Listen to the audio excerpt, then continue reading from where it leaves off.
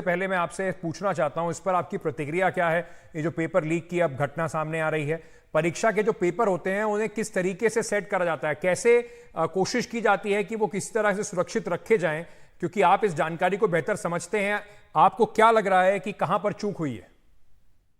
पहली बात तो मैं ये कहना चाहूंगा कि मुझे बहुत अफसोस है, खेद है कि लगातार हमारी बहुत सारी जो नेशनल स्टेट लेवल की टेस्ट हो रही है वो लीक हो रही है।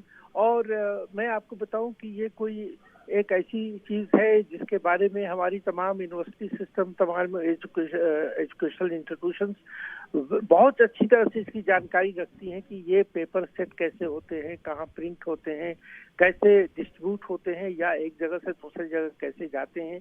इसमें जितने भी लोग जिस लेवल पे भी इन्वॉल्व होते हैं वो लोग होते हैं जिनकी इंटीग्रिटी जो है, उनकी ईमानदारी जो है वो अनक्वेश्चनेबल होती है।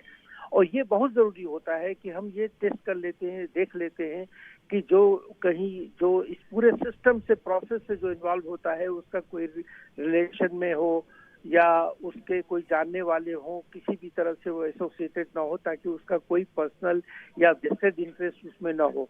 अनफॉर्चुनेटली अभी क्या हो रहा है कि हमारा एक तो ये कि एजुकेशन सेक्टर जो है वो पूरा एडमिशन से लेके एग्जामिनेशन और रिक्रूटमेंट तक पूरा का पूरा करप्ट हो चुका है, और ये है।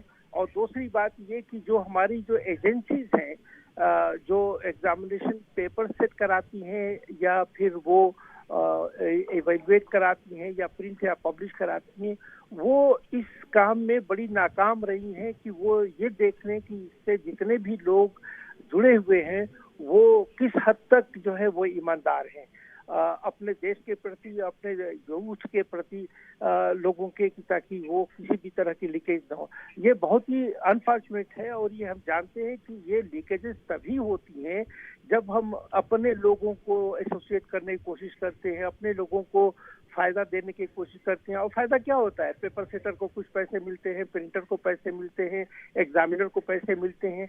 तो उसमें हम ये नहीं देखते, हम ये सोचते हैं कि चलो उनको कोई कमर्शियल कोई इनकम बेनिफिट पहुंचा दें। ये नहीं हम देखते कि अगर उनसे किसी भी तरह की चूक हो जाती है तो हमारे इतने सारे युवा का, यूथ का, हमारे स्टूडेंट कम्युनिटी का क्या होगा।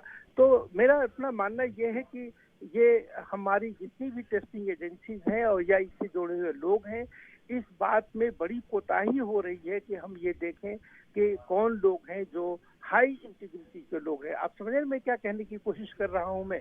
और देखिए, यूपीएससी भी बहुत सारे एग्जामिनेशन करती है, लेकिन ये यूपीएससी के साथ नहीं होता। ऐसा क्यों नहीं होता? इसलिए कि यूपीएससी पहले से ही पूछ लेती है कि आपका कोई रिश्तेदार, दोस्त, अजीज कहीं कोई एग्जाम में तो बैठ नहीं रहा है या बैठने वाला हो या कोई इससे जुड़ा हुआ है, तो वो उससे क्या होता है कि वो हम वहाँ पे लीकेजेस से बच जाते हैं।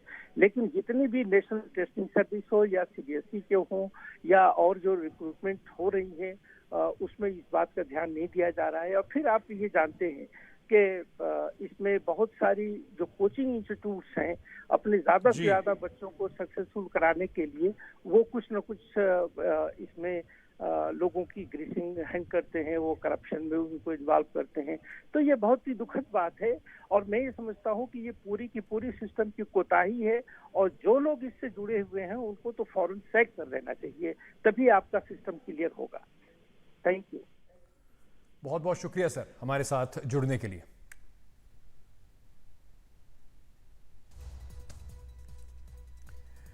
तो एक बार फिर से आपको बता दें, बड़ी खबर इस वक्त की, यूजीसी की नेट परीक्षा रद्द हो गई है।